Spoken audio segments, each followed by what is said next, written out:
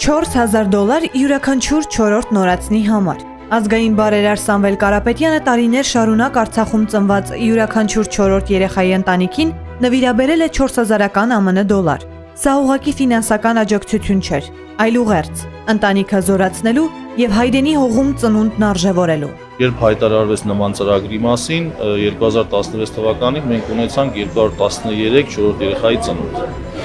Հաջորդ 2017 թվականին արդեն 230, իսկ 2018-ին 201 ընտանիքում ծնվել է 4-րդ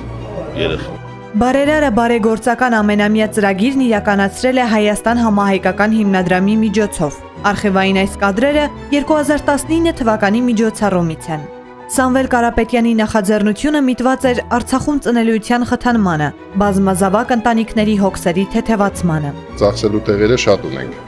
բայց շատ շնորհակալ ենք, որ ինչ-որ չափով էլի օգնությունն է, էլի մեծ օգնություն է։ Շատ լավ են գնահատում, շատ բարձր են գնահատում, շատ շնորհակալ ենք, շատ լավ ծրագիր է։